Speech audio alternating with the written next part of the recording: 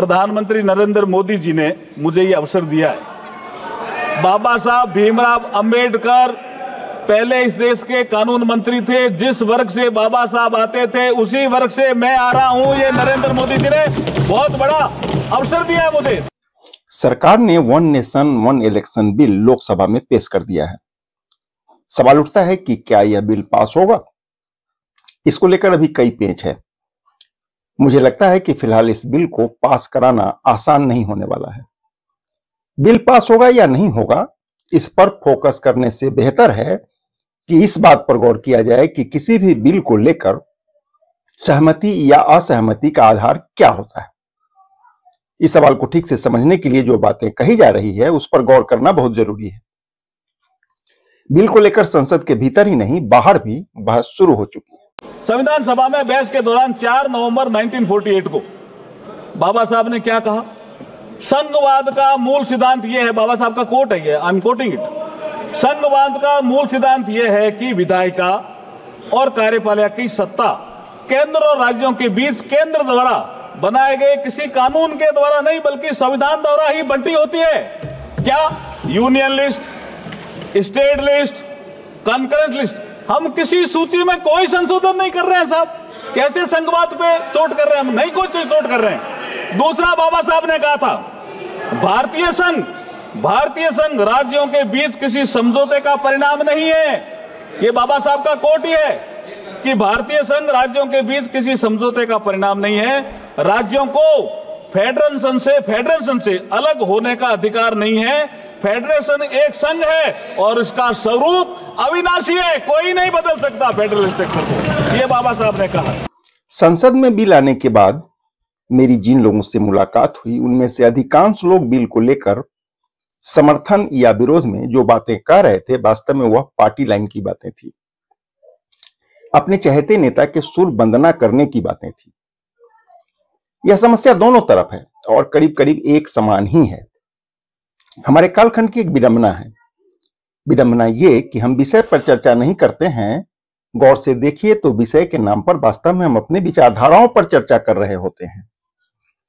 कमोबेश यही बात one nation one election bill को लेकर के भी देखने को मिल रहा है।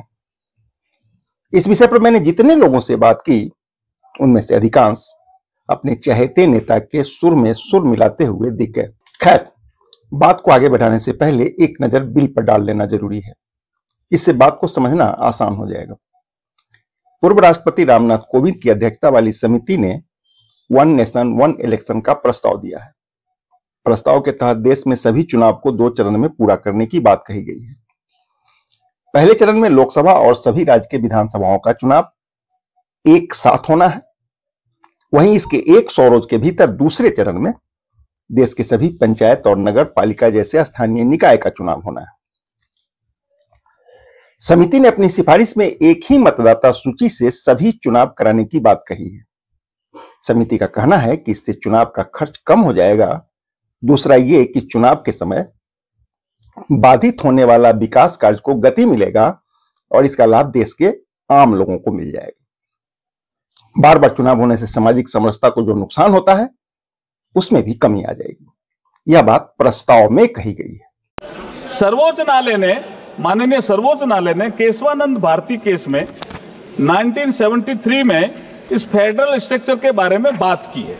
उसमें 5-7 बिंदु उन्होंने तय किए हैं। बाद में और मामलों में भी कुछ बिंदु जोड़े हैं, कुछ विषय जैसे judicial review, federal character of the constitution, separation of power between legislature, executive and judiciary, secular character of the constitution, supremacy of the constitution.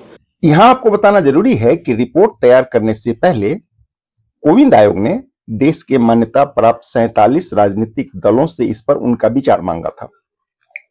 गौर करने वाली बात यह है कि इसमें से 32 दल वन नेशन वन इलेक्शन का समर्थन कर रही है। सिर्फ 15 दल ही इस प्रस्ताव का विरोध कर रही है। सवाल उठता है कि विरोध का आधार क्या है। सबसे अहम बात जो कही जा रही है वो ये कि एक साथ चुनाव हुआ तो देश का संघीय ढांचा कमजोर हो जाएगा। आपको जानकर हैरानी होगी कि आजाद भारत ने जब अपना संविधान अंगीकार किया और संविधान बनाने वाले तमाम विभूतियों की देखरेख में देश का पहला चुनाव हुआ, वह चुनाव तो पूरे देश में एक साथ ही हुआ था। सिर्फ पहला ही नहीं, बल्कि दूसरा, तीसरा और चौथा चुनाव भी पूरे देश में एक साथ ही हुआ। यह सिलसिला 1967 तक चला। इसके बाद कतिपय कारणों से अलग अलग चुनाव होने शुरू हो गए। सबसे पहले केरल और बाद में ओडिशा विधानसभा का चुनाव अलग हो गया और धीरे धीरे यह सिलसिला चल। केशवानंद भारती जजमेंट के साथ साथ वामन राव, एल चंद्रन कुमार ने कुछ सब्जेक्ट और जोड़े, लेकिन ये इससे कोई ना तो संसद की शक्ति में कमी आ रही है और ना कोई विधानसभा में शक्ति दी है संविधान, उसमें कमी आ रही है। सवाल उठता है कि जब संविधान निर्माताओं की मौजूदगी में पूरे देश में एक साथ चुनाव हुआ और संविधान निर्माताओं ने इसको लेकर के कोई आपत्ति नहीं की, संघीय ढांचा के कमजोर होने का उन दिनों कोई सवाल नहीं उठाया, तो आज इन सवालों का क्या औचित्य है? क्या हम संविधान निर्माताओं से भी अधिक ज्ञानी हो गए हैं? दूसरा सवाल यह कि यदि किसी कारण से बीच में सरकार गिर गई तो समिति ने अपने सिफारिश में इसका भी उपाय बता दिया है। उपाय यह कि बीच में गिरने वाली सरकार के लिए उसके बचे हुए कार्यकाल का ही चुनाव होगा, सरकार का गठन होगा और अगली बार फिर से एक साथ चुनाव हो जाएगा। एमएलसी के चुनाव में यह नियम आज भी लागू है। वर्तमान में बिहार के तिरहुत स्नातक क्षेत्र के लिए चुनाव हुआ, चुनाव बचे हुए कार्यकाल के लिए हुआ। इससे संघीय ढांचा कहां कमजोर हुआ? पूर्व राष्ट्रपति रामनाथ कोविंद जी का धन्यवाद करना तो चाहूंगा और उनके जो एचएलसी में जुड़े हुए सदस्य हैं उनका भी धन्यवाद करना चाहूंगा। गृह मंत्री जी भी उसमें थे। कितने डिटेल डिस्कशन हुआ, ये कह रहे अचानक ही आ गया। अध्यक्ष जी, 1983 से चुनाव आयोग ने अपनी वार्षिक रिपोर्ट में लोकसभा और विधानसभाओं के चुनाव एक साथ कराने का विचार किया। 41 साल से पेंडिंग है ये। एक तर्क और दिया जा रहा है, वह ये कि इससे किसी एक पार्टी को लाभ मिल जाएगा। सवाल पार्टी का नहीं है। कोई एक पार्टी या उसके किसी एक नेता का करिश्मा शाश्वत नहीं होता है, शाश्वत देश होता है। सवाल यह होना चाहिए कि इससे देश को लाभ होगा या नहीं होगा। विचार इस पर होना चाहिए, पार्टी या उनके नेता पर नहीं। आप स्वयं इतिहास पलटकर देख लीजिए। पार्टी और नेता का प्रभाव इस देश में अधिक दिनों तक नहीं चलता है। ऐसे में व्यक्ति मात्र के विरोध की खातिर देश हित से समझौता करना कितना उचित होगा?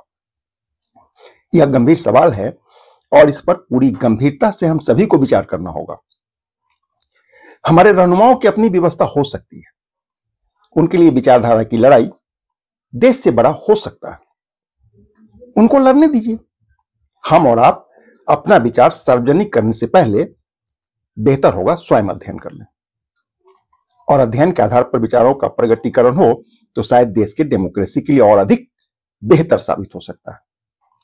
सहमति और असहमति आपको खुद तय करना होगा। आप करिए और कोई सुझाव हो तो मुझे भी बताइए।